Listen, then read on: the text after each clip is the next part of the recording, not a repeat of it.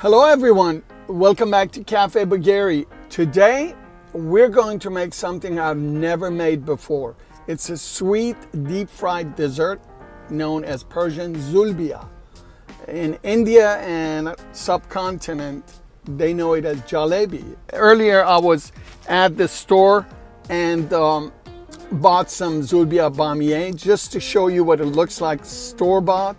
One look at the price of ZOOLBIA bamiye convinces me that making ZOOLBIA at home pays off.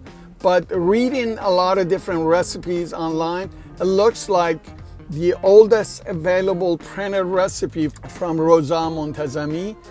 Looks like almost all of these recipes are based on that. So let's get busy making some ZOOLBIA together. Here we are. I just got home from market. And this is what we got. The bamiye, we're not going to make today. You'll get the recipe. This is the ZOOLBIA again.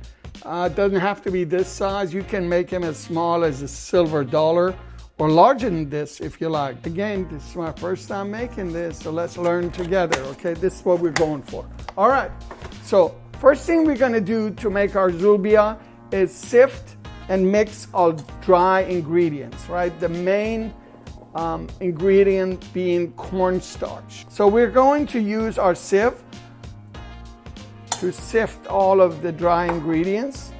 This goes everywhere. Look at this. It's all over my clothes.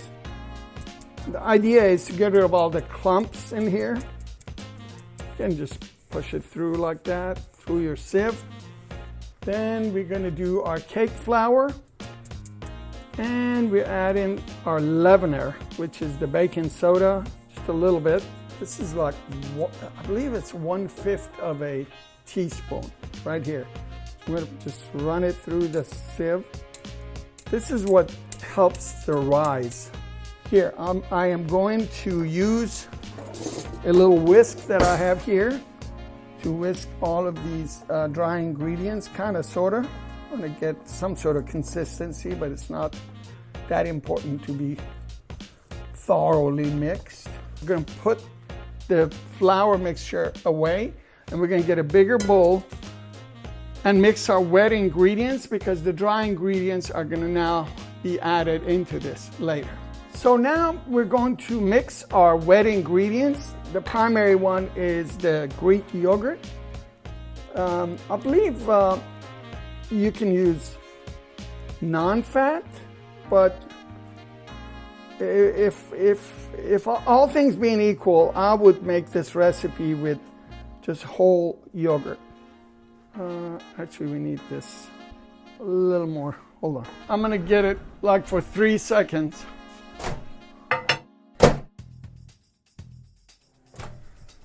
All right, this is good. We're gonna put our melted but cooled butter in here. So now we have our rose water. Now, I really enjoy rose water flavor and smell, the aroma, especially in Persian saffron ice cream. Now, some people, including my son, are have a little bit of allergy, so be mindful of that. Just look it up and see if the person's your guest or whoever is eating this ZOOLBIA may have a problem with rose water, then you can just not use it. There you go.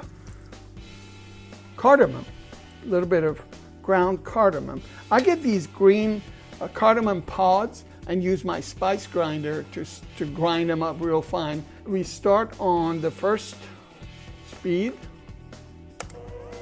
then go slowly up.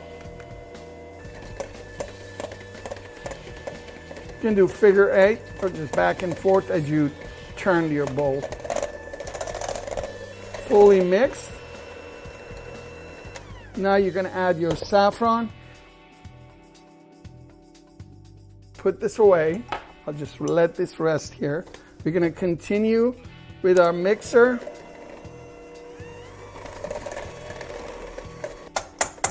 Now we're going to put our dry ingredients a little bit at a time in here.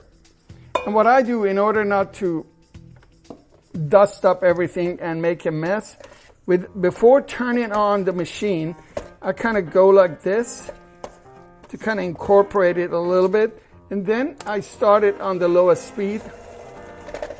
I'm going to stop it and add a little more. So I keep continuing about 3 or 4 installments, right? Okay, now we can add our last installment.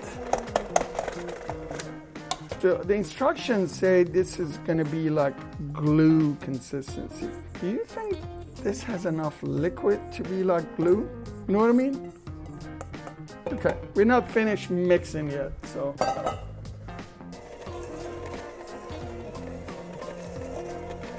Yeah, this doesn't have enough. Hold on.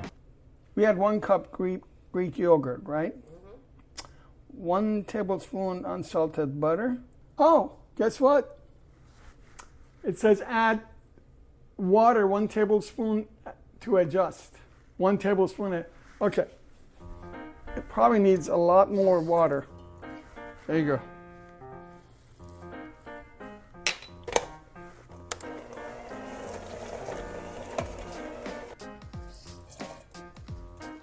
We used about 5 tablespoons of water to get this a little bit more softer. Look at this. This is what we're going for. So let's think about this. What do we have in here? Okay, melted. Where is our sugar in here? There's no sugar. Look at this. I don't think the sweetness comes only from the syrup. Because it absorbs syrup. Right. I think you're right. The porousness. That's what we were talking about. Okay. But you're right. Let's follow the recipe and see where it leads us. We're learning together. All right. So this is our standard piping bag. We're going to put it in a large glass. We're going to fold it down. And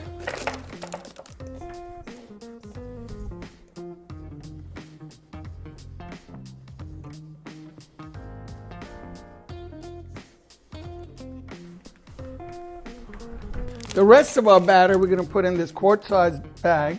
Now we let all of the batter to rest about 30 minutes. Get one of these clips, like so. Okay, this is going to be here, and this is going to sit here. While this is all resting, we're going to make our syrup. So we go to medium-high here. We're going to start with our sugar in there. We're doing our water per recipe. Of course, we have rose water. Both the batter and the syrup have rose water in them. 1/3 of a cup of honey. By the way, this honey came from Iran. It's excellent. Now at this point, we have everything that we're gonna bring to a boil. While you were looking, I went and got my whisk. And then once it comes to a boil, we reduce to a simmer and add our zest of orange or lemon, whichever you went with, and the rest of our saffron water. We're gonna kind of simmer this for a couple of minutes and then turn it off and push it off the heat. Now, the reason you put your saffron and your orange zest at the end, the longer this thing simmers on heat, the more that aroma and potency evaporates. Cardamom and saffron and some of the zests, they leave your solution fastest. So you want to put them off till absolute end. Once we push it off the heat, the cardamom goes in, because cardamom is the fastest escaping of these aromatic spices. Can you smell this? It's awesome. Because we're going to be deep frying ZOOLBIA right here.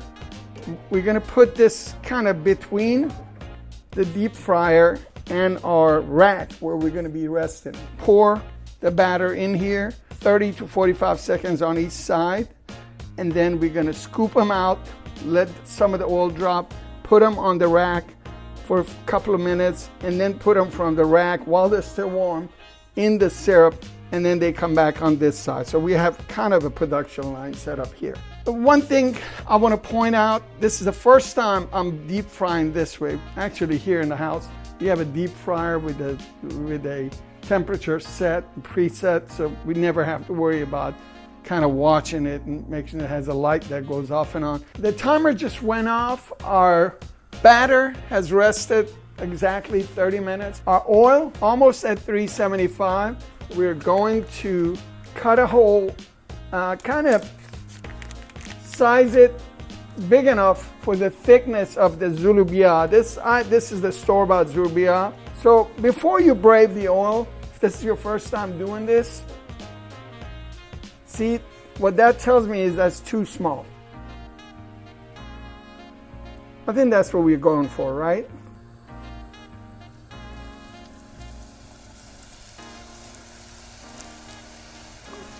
Yeah. And then every time you're done with one of them, just pinch this tip and bring it up to stop it from dripping in there. So the recipe says do this for 30 seconds on each side. I think our oil is too hot, right? Like it's burning it. Yeah, it's burning it. So I'm gonna have to wait. Actually, this went over 400 while we were in watching.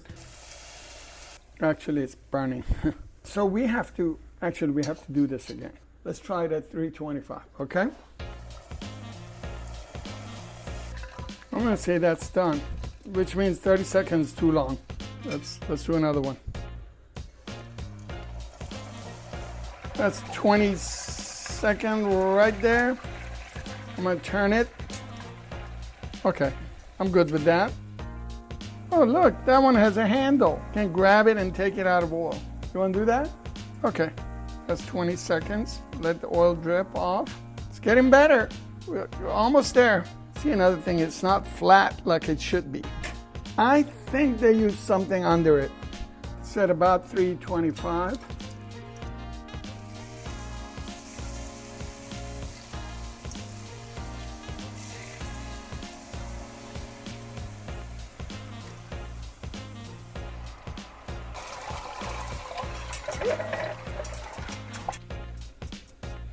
What do you think? 350 is even too high. You need 330 maybe. That's the right shape though. Yeah. Cooked a little too much, but my temper, yeah. 325 is the highest it should be.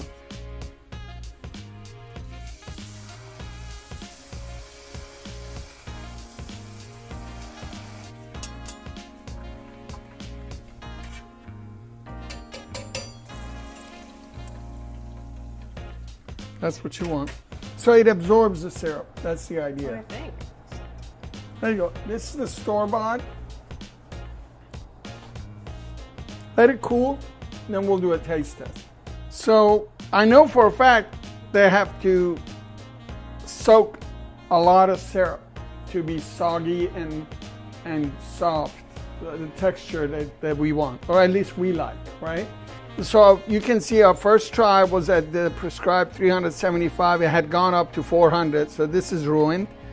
That was a little better. The other issue we had was we couldn't get the shape controlled, so I came up with a spatula. This is a Persian rice spatula. I kind of bend it so it goes in and sits under where you pour in the batter. Yeah, definitely. Okay, what I can tell you is wherever they make these, look at the shape of this thing. They have a round mold that they use. It probably has wall and it has a mesh under it that's sitting in there, right?